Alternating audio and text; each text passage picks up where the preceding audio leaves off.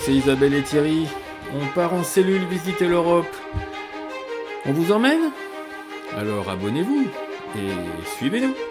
Bon, bonjour. Donc là, nouvelle vidéo pour un déplacement, une mission humanitaire au Togo. On part une semaine avec l'association Or-Bleu pour des projets d'alimentation en eau potable dans le centre du pays. Donc on va vous raconter ça dans ce qui suit.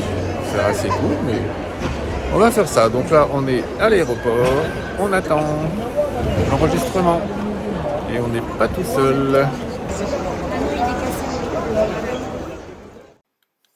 Après plus de 6 heures de vol, nous arrivons à Lomé, capitale du Togo, l'un des plus petits pays d'Afrique de l'Ouest. Situé dans le golfe de Guinée, il est tout en longueur, 600 km, coincé entre le Ghana à l'ouest et le Bénin à l'est. Exploré dès 1470 par les Portugais puis colonisé par l'Allemagne à partir de 1884 sous le nom de Togoland, après la Première Guerre mondiale, il fut divisé entre la France et le Royaume-Uni. 1 million d'habitants à Lomé sur un total de 9 millions, et Lomé c'est une ville frontalière avec le Ghana, juste séparée par un petit grillage. Le Togo est l'un des pays les plus pauvres du monde, 167 sur 197e, avec un PIB par habitant de l'ordre de $1000.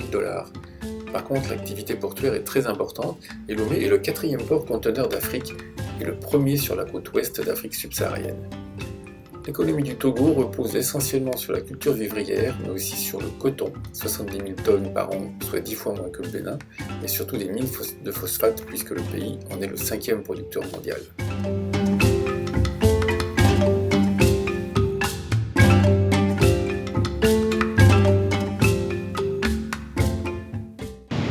Nous sommes partis de Lomé, nous sommes montés jusqu'à Sokodé, une ville qui est à 350 km à peu près de Lomé, au nord.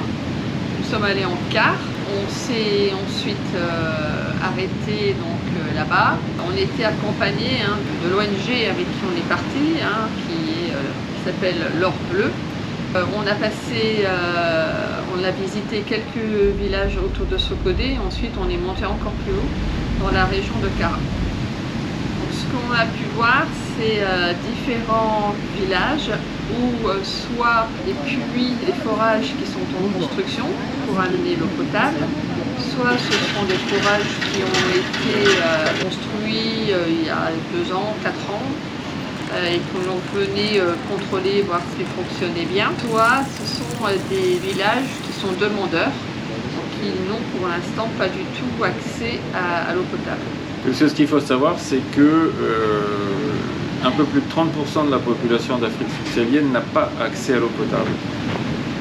Et quand on dit pas accès à l'eau potable au sens de l'OMS, c'est qu'ils sont à plus de 30 minutes d'un point d'eau potable, enfin d'eau qui n'est pas potable, pardon, d'un point de prélèvement d'eau, loin d'être potable. C'est énorme de voir qu'aujourd'hui, fin 2024, les gens n'ont toujours pas accès à l'eau potable. Et en particulier dans les villages les plus isolés.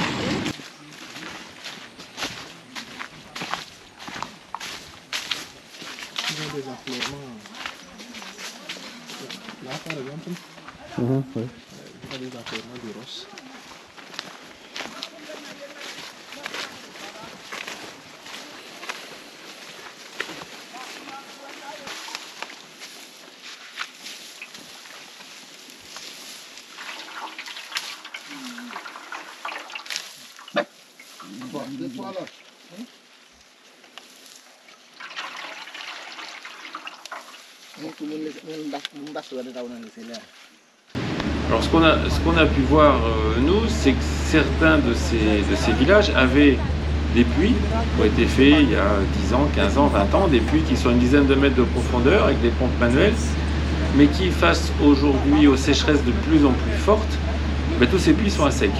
Pendant 2 mois, 3 mois dans l'année, ils ont de l'eau.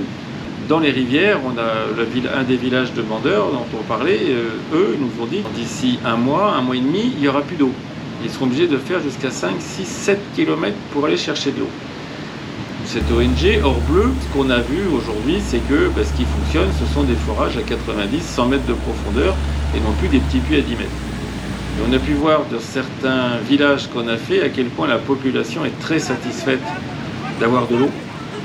D'autant plus que les derniers puits faits par Orbleu, maintenant, ils fonctionnent avec de l'énergie solaire et ils distribuent à travers des bornes fontaines, non plus seulement au pied du forage, mais à quelques centaines de mètres dans le village, afin que tout le monde ait accès assez facilement à de l'eau, sans faire même 100 ou 200 mètres pour aller jusqu'à la borne fontaine au centre du village.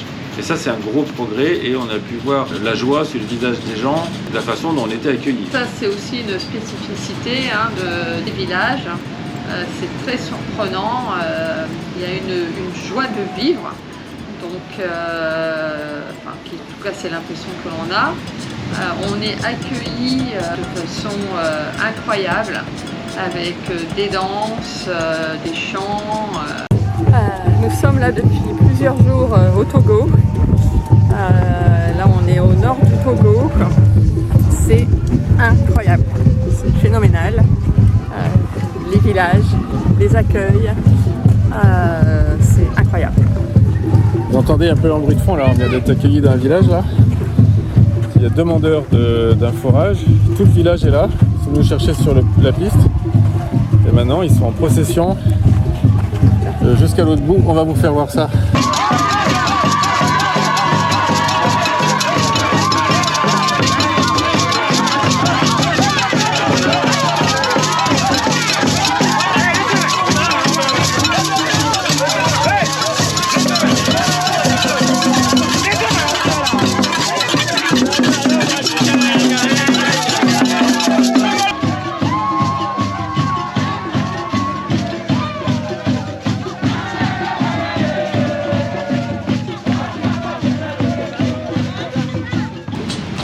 On a pu se rendre compte aussi de la difficulté du travail des femmes ici.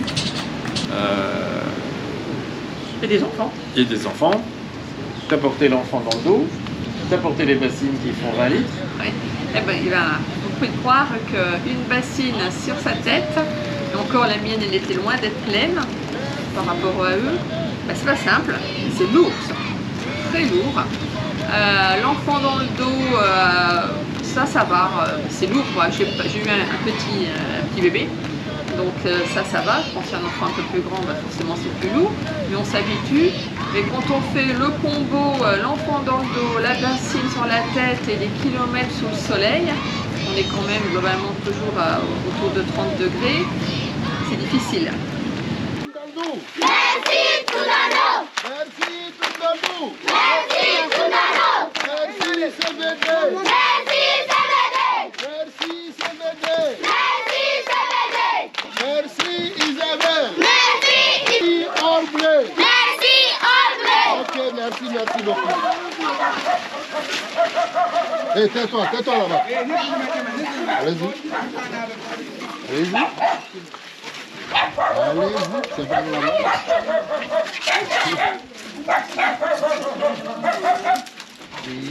Attention avec le toi.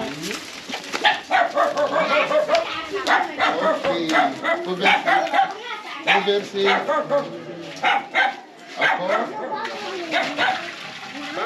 Applaudissez.